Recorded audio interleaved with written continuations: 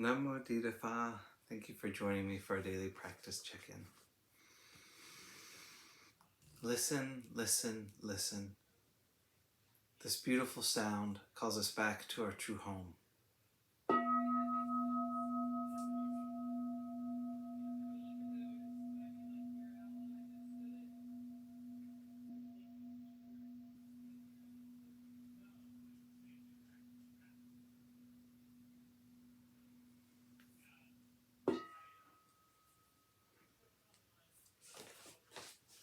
The third mindfulness training. Aware of the suffering caused by sexual misconduct, I vow to cultivate responsibility and learn ways to protect the safety and integrity of individuals, couples, families, and society. I'm determined not to engage in sexual relations without love and a long-term commitment. To preserve the happiness of myself and others, I'm determined to respect my commitments and the commitments of others. I will do everything in my power to protect children from sexual abuse, to prevent couples and families from being broken by sexual misconduct.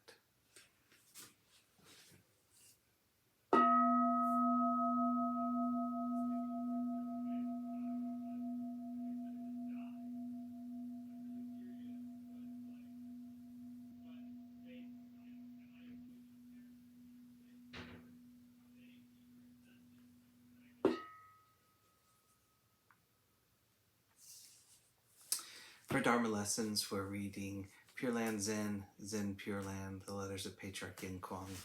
And today we're reading letter 8, Let Us Part Ways. First, original letter to Elder Master Yin Kuang. It took some 10 years of Buddha recitation for me to know something of its wonderful meaning. I venture to think that the Pure-Land method, as taught in such writings as your Pure-Land letters, is in general an expedient for ordinary people of limited capacities.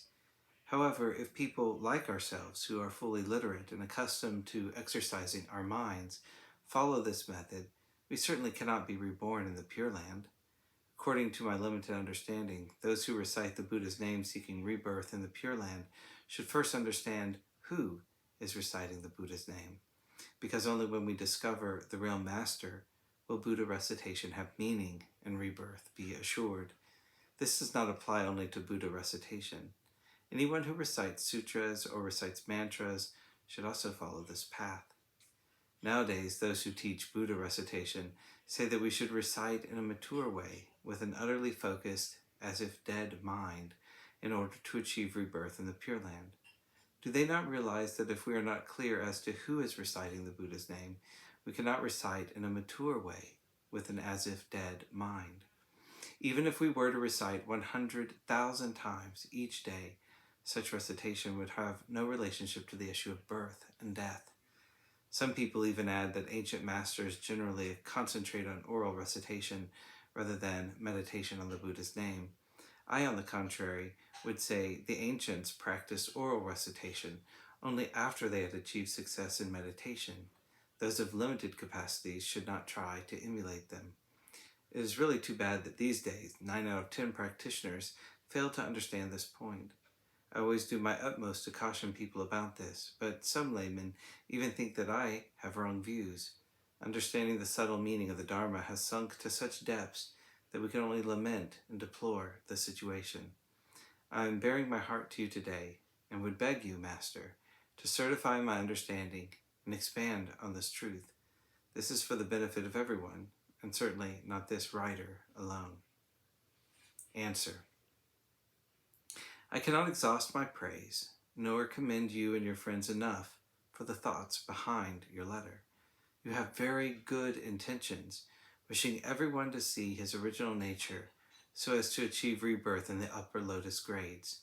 The Meditation Sutra teaches, recite the Mahayana Sutras, understand the supreme meaning, develop the Bodhi-mind, counsel and exhort others to cultivate. This must certainly be your intention. Nevertheless, the Dharma should be adapted to the level of the listener. If through failure to examine his level, you administer the wrong remedy, you will be no different from an incompetent physician who kills his patients with the wrong medicine. You should know that although the two Dharma methods, Pure-Land and Zen, have the same root and the same source, their methods of cultivation are different. The main tenet of Zen is to see one's original nature, while the teachings of Pure-Land are faith, vows, and reciting the Buddha's name to achieve rebirth in the Pure Land. If most people today were of high capacities, your words would indeed be extremely beneficial. However, on close examination, those of high capacities are few and far between, while those of moderate and low capacities form the vast majority.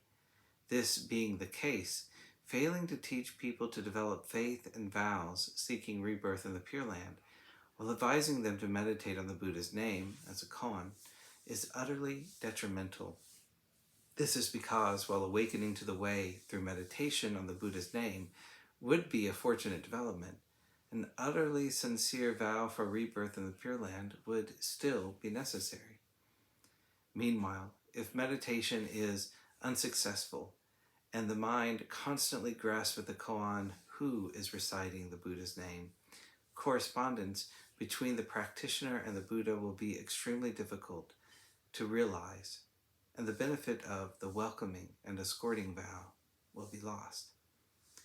Those who really know who is reciting the Buddha's name are precisely those who have already awakened and clearly seen their true nature. Nowadays, how many practitioners can meditate to the point of awakening to the way, great awakening?